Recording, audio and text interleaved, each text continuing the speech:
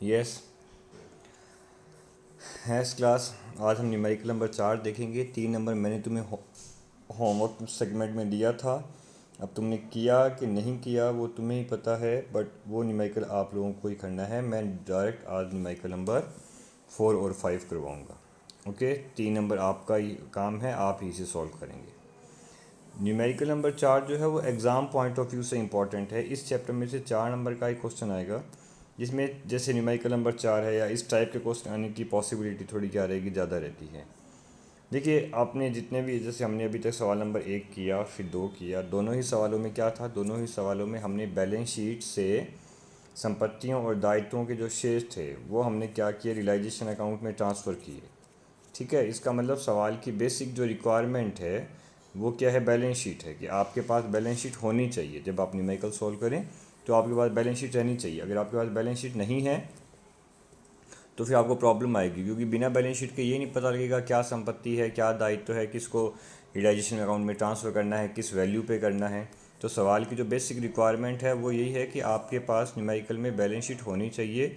और अगर न्यूमेरिकल में बैलेंस शीट नहीं है, ओके, तो आपको सबसे पहले सवाल में बैलेंस शीट बनानी पड़ेगी। मतलब सवाल भी खुद ही प्रिपेयर करना पड़ेगा और उसके बाद फिर क्या करना पड़ेगा, हमें उसे सॉल्व करना पड़ेगा।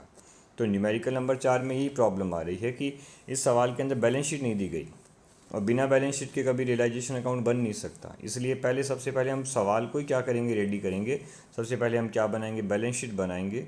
और बैलेंस शीट बनाने के बाद हम अपना न्यूमेरिकल जो है वो स्टार्ट करेंगे। तो सॉल्यूशन के एक पार्ट में, सॉल्यूशन के फर्स्ट पार्ट में हमें क्या करना है, चिट्ठा बनाना है। चिट्ठे के बाद ही रियलाइजेशन बनेगा। ये आप हमेशा ध्यान रखें कि इस चैप्टर का जो भी न्यूमेरिकल एग्जाम में आए उसके अंदर आप देखेंगे कि आपके पास बैलेंस शीट है क्या।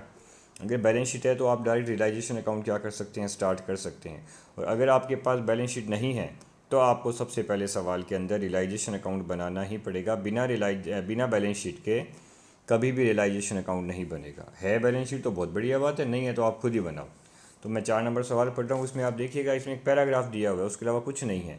इसका मतलब हमें चिट्ठा खुद ही बनाना पड़ेगा, बैलेंस शीट पहले खुद ही तैयार करनी पड़ेगी। चलिए अब सवाल स्टार्ट करते हैं। तनु और मनु एक फर्म में साझेदार हैं जो 3:1 में लाभों को विभाजित करते हैं। उन्होंने फर्म के समापन के लिए निर्णय लिया। फर्म की संपत्तियां कैश को छोड़कर, 2,000 रुपये कैश भी है उनके पास, फर्म की संपत्तियां 2,000 कैश को छोड़कर 1,08,500 में बेची गई हैं, क्योंकि कैश तो बिकता नहीं है। बाकी संपत्तियां 1,08,500 में बेच दी गई हैं। समापन की तिथि पर फर्म के दायित्व व अन्य जो सूचनाएं हैं वो इस प्रकार है। लेनदार हैं 40,000 के।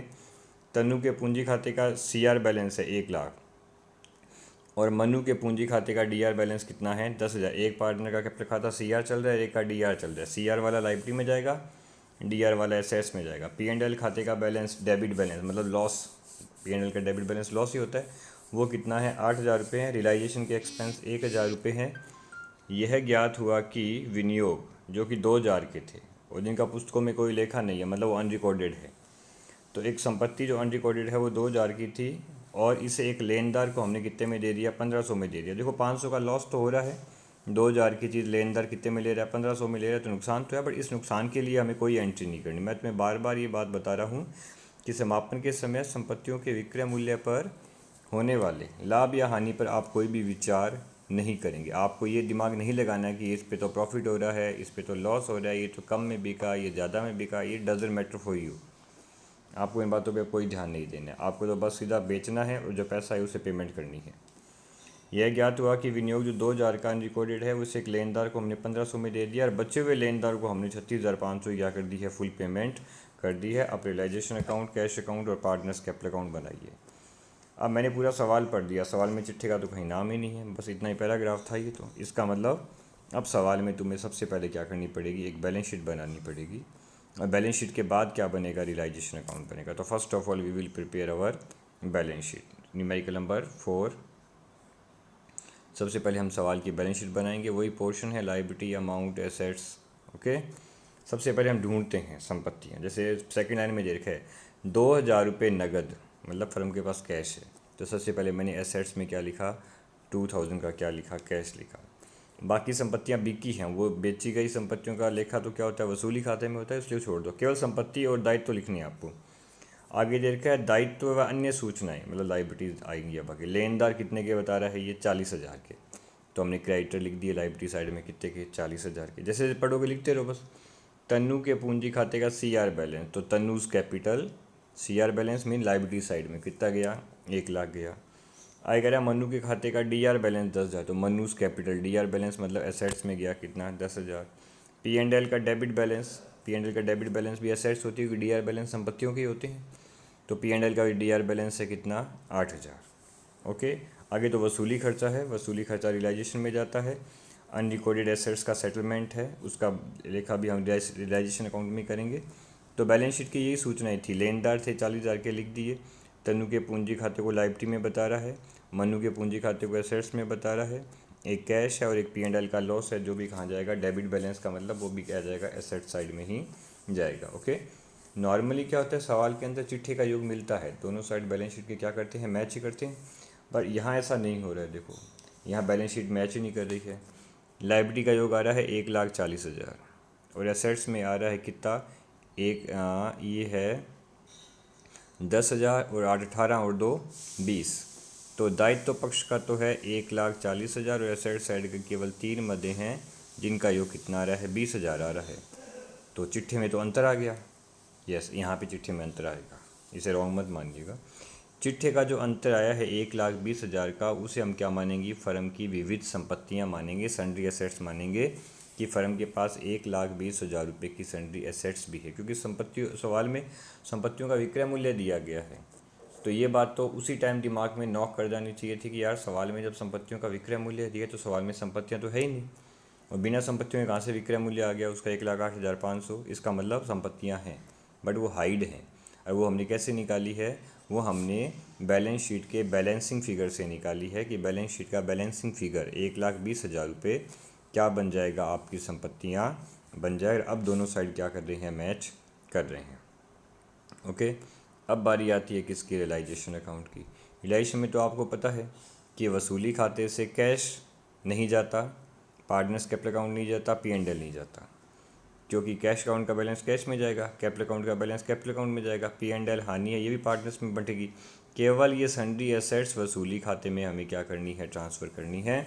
और संपत्तियां वसूली खाते में कहाँ जाती है, DR साइड में जाती है। जनरल एंट्री क्या बनेगी, realization account DR to sundry assets, realization DR to sundry assets हो गया ये।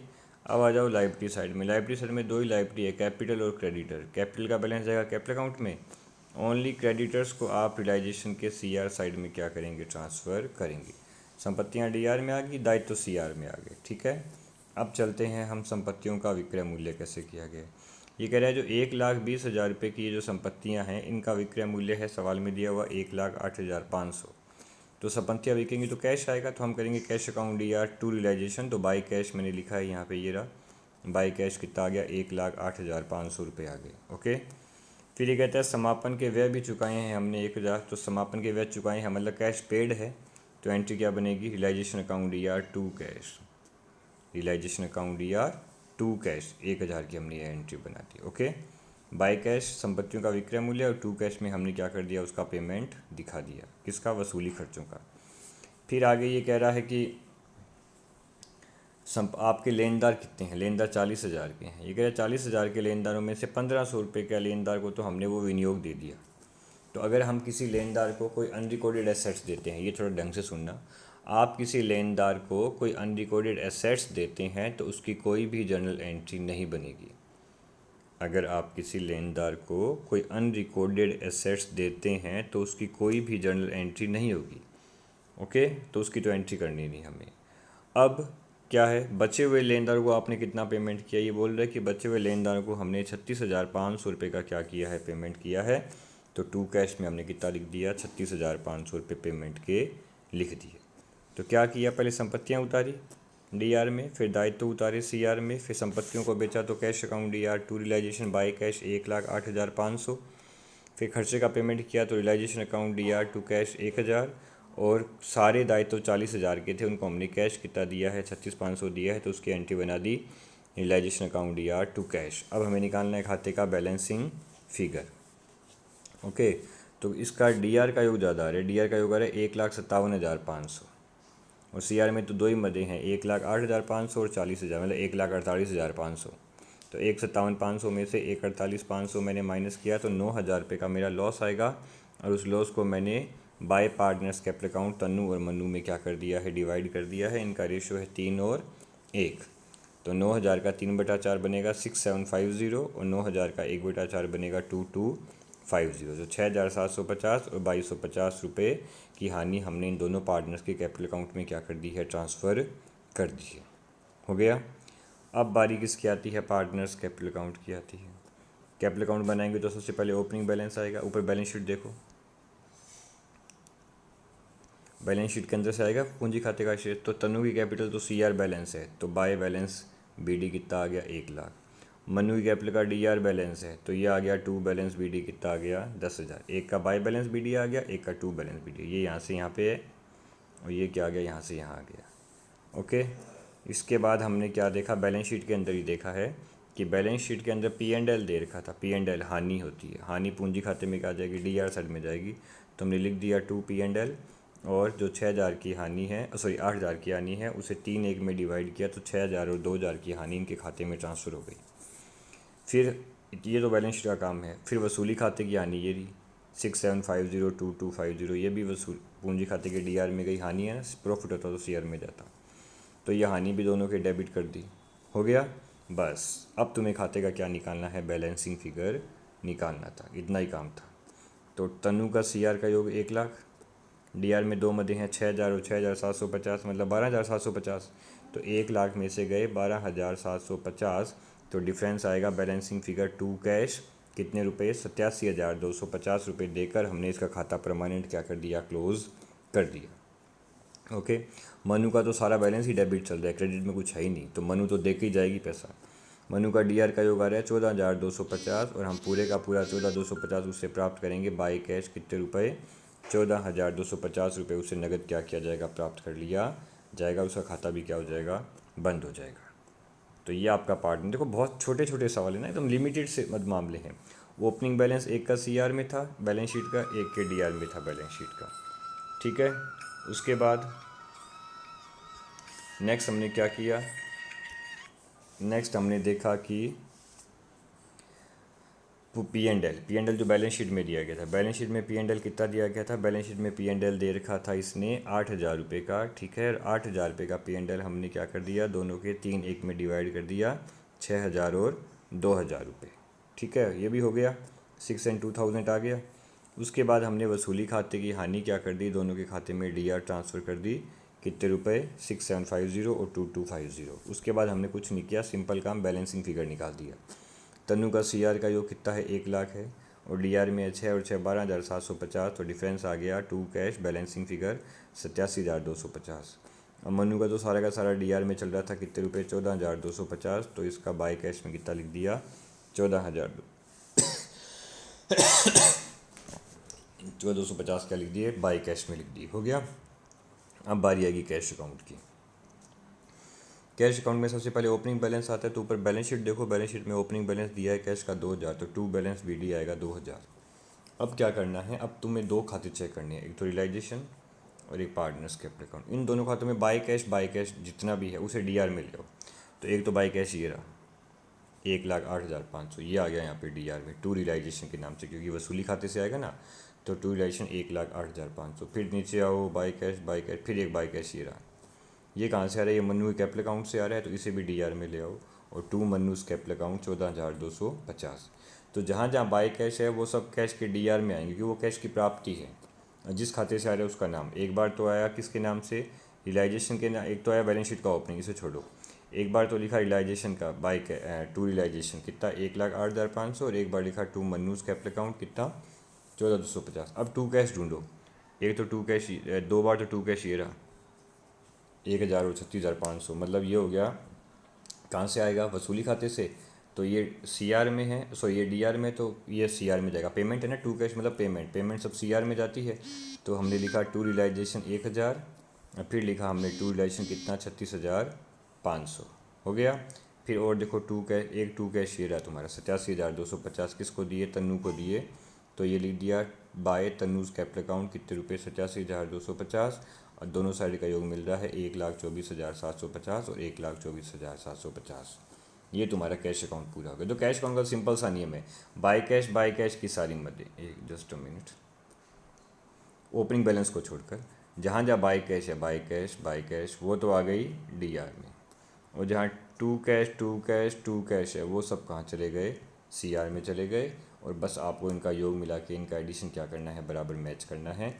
ये हो जाएगा आपका न्यूमेरिकल नंबर 4 कंप्लीट। हमने 4 नंबर सवाल क्या कर लिया, पूरा कर लिया। पहले बैलेंस शीट बनाई क्योंकि दी नहीं थी, फिर वसूली खाता, फिर पार्टनर्स कैपिटल अकाउंट और फिर कैश अकाउंट बना के सवाल क्या कर दिया हमने, फिनिश कर दिया। ओके, चलिए अब आते हैं हम सवाल नंबर 5 पे कि सवाल नंबर 5 हमें क्या बता रहा है।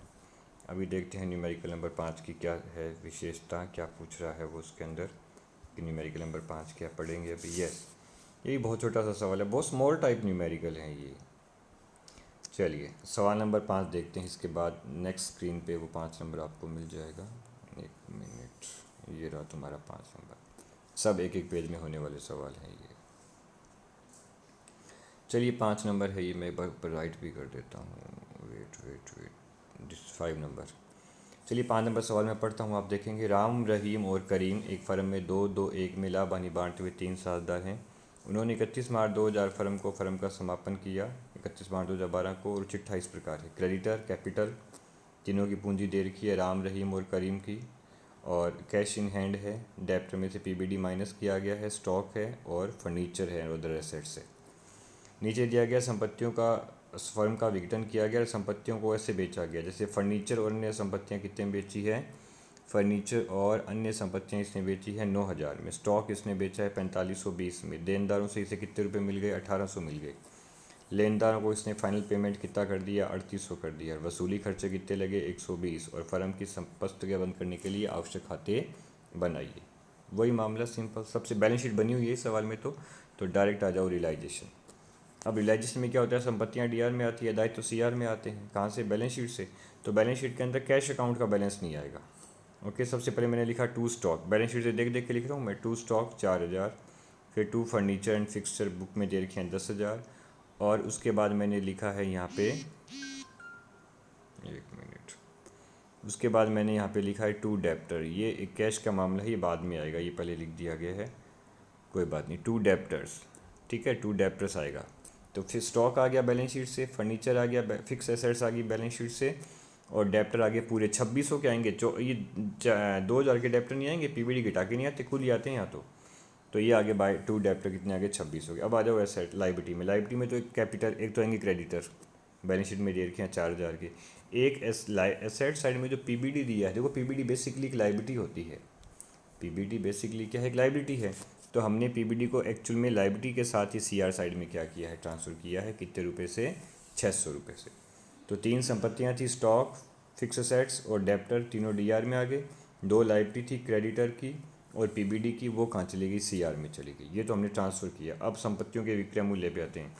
संपत्तियों के विक्रय मूल्य की एक ही एंट्री याद रखो, cash account DR to realization, by cash लिखते रहो और विक्रय मूल्य सामने। जैसे फिक्सचर और अन्य संपत्तियां बेची है 9000 में, तो बाय कैश 9000। फिर स्टॉक बेचा 4520 में, तो बाय कैश 4520। देनदारों से कितने मिले, 1800, तो बाय कैश कितने आ गए, 1800। फिर पेमेंट के लिए टू कैश, लेनदार को पेमेंट किया 3800, टू कैश, वसूली खर्चे चुकाई 120, टू कैश। अब क्या निकाल दो, बैलेंसिंग फिगर निकाल दो। कितना इजी है ये काम करना, कितना आसान सवाल चल रहा है, देखो ये कुछ नहीं करना आपको, इजी काम है। संपत्तियां ट्रांसफ़र कर दी, दायित्व ट्रांसफ़र कर दी, संपत्तियों को बेचा, तीन बार इसने विक्रय मूल्य बताया है। फिक्स एसेट्स की सेलिंग प्राइस 9000, स्टॉक की 4520, देनदारों की 1800। तो 3 बार मैंने बाय कैश लिख दिया और अमाउंट लिख दिया। 2 पेमेंट है, उसके लिए मैंने क्या लिख दिया, टू कैश लिख दिया और बैलेंसिंग फिगर निकाल दूंगा। डीआर का योग ज़्यादा है, कितना है, 20,520 है, और इन सब मदों को 20,520 में से क्या करेंगे, माइनस करेंगे, तो 600 रुपये की क्या आएगी, हानि आएगी। ये हानि, इनका रेशो दे रखा है 2-2-1, तो हानि को 600 की हानि को मैंने 2-2-1 में डिवाइड किया। तो नाम है राम रहीम और करीम ना, तो आज 600 को 2-2-1 में बांटा तो 240 और 120 रुपये की हानि इनके पूंजी खाते में क्या कर दी गई है, ट्रांसफ़र कर दी गई है। देखो कितना ईजी गोइंग वर्क था, कोई समस्या आने वाली नहीं थी। संपत्तियां ट्रांसफ़र कर दी, दायित्व ट्रांसफ़र कर दिए, संपत्तियों को बेचा बाय कैश, दायित्वों का पेमेंट किया टू कैश, बैलेंसिंग फिगर हानि, हानि तीनों के P&L के रेशो में डिवाइड कर दी, फिनिश। अब आता है partners capital account. Capital account का इसने तीनों का लाइबिलिटी साइड में है, तो बाय बैलेंस BD तीनों के आगे 10,000, 4,000 और 2,000। वो बुक में दिया, मैंने वैसे का वैसे उतार दिया, कुछ भी चेंज नहीं किया। फिर बैलेंस शीट से क्या आ सकता है, जनरल रिजर्व आता है, P&L आता है, और कोई रिजर्व वगैरह है, तो कुछ भी नहीं है सवाल में। ओके, नहीं है तो बढ़िया बात है, तो और भी आसान है। ये लॉस है ना तीनों का, ये लॉस कहाँ जाएगा, पूंजी खाते के DR में जाएगा। मैंने लिख दिया टू रियलाइजेशन 240, 240, 120 हो गया पूरा। अब तुम्हें क्या निकालना है, बैलेंसिंग फिगर निकालना है, जो किस में जाएगा, कैश अकाउंट में जाएगा। टू कैश, पेमेंट करके खाता बंद कर देंगे। 10,000 में से गए 240 तो 9,760, फिर 4,000 में से गए 240 तो 3,760, और 2,000 में से गया 120 तो 1,880 रुपये क्या आ गया इसका बैलेंसिंग फिगर, जो तीनों को नगद में भुगतान करके इनके खाते परमानेंट क्या कर दिए, मैंने क्लोज़ कर दिए। ओके, अब ये पार्टनर्स कैपिटल अकाउंट का टंटा तो खत्म। अब आएगी बारी किसकी, कैश अकाउंट की। कैश अकाउंट कैसे बनेगा, कैश अकाउंट में सबसे पहले कैश का ओपनिंग बैलेंस आता है, ओपनिंग बैलेंस BD।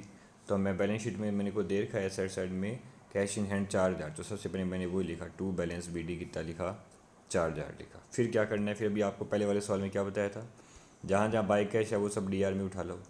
तो बाई कैश 3 बार हैं, by cash, by cash, by cash. नीचे पूंजी खाते में कोई बाई कैश है क्या, नहीं है, तो मैंने एक साथ ही लिख दिया टू रियलाइजेशन और जोड़ दिया 9,000 प्लस 4,520 प्लस 1,800, ऐसा भी कर सकते हैं। वो 3 बार to realisation, to realisation, to realisation भी लिख सकते हैं।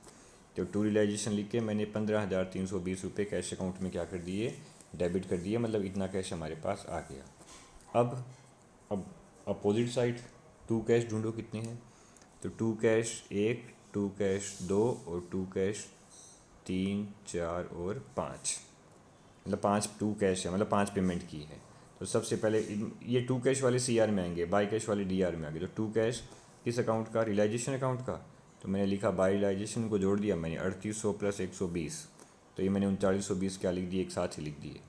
फिर मैंने इन तीनों आदमियों को भी पेमेंट की है ना, to cash, to cash, to cash की, तो बाई राम, बाई रहीम और बाई करीम 9,760, 3,760 और 1,880 रुपये इनको भी क्या कर दिए, पेमेंट कर दिए। 19,320 रुपये से ये खाता क्या कर दिया गया है, परमानेंटली क्लोज कर दिया गया है। ये लीजिए, ये आपका क्या हो गया, 5वां सवाल भी। बहुत ही छोटे सवाल हैं ये, तो इसलिए मैंने आपको होमवर्क में दिए थे कि तुम लोग करो, तुमसे हो जाएगा। और ये इतना इजी गोइंग सा मैटर है, एकदम आसानी से होने वाले सवाल हैं, ये में कोई समस्या नहीं आती। अब देखिए न्यूमेरिकल नंबर मैंने 4, 5 रहे, 6 आप करेंगे। देखिए 6 में नो हेल्प, कोई हेल्प नहीं होगी। 6 नंबर आपको खुद ही करना है पूरे का पूरा सवाल। मैं डायरेक्ट कल जो है न्यूमेरिकल नंबर 7 से ही स्टार्ट करूँगा। इतना भी मैं मतलब अगर कोई आदमी लिबरलाइज है तो इट्स ओके, पर उसका इतना नहीं कि उसका बेनिफिट लिया जाए। काम करना है तो बस करना है, स्ट्रेट फॉरवर्ड चीज़ है ये तो। अब ये तो ऑनलाइन है। ऑफलाइन में अगर मैं तुम्हें काम देता और तुम नहीं करते, it can be possible not, ये कभी होता ही नहीं, तुम लोग करके ही लाते।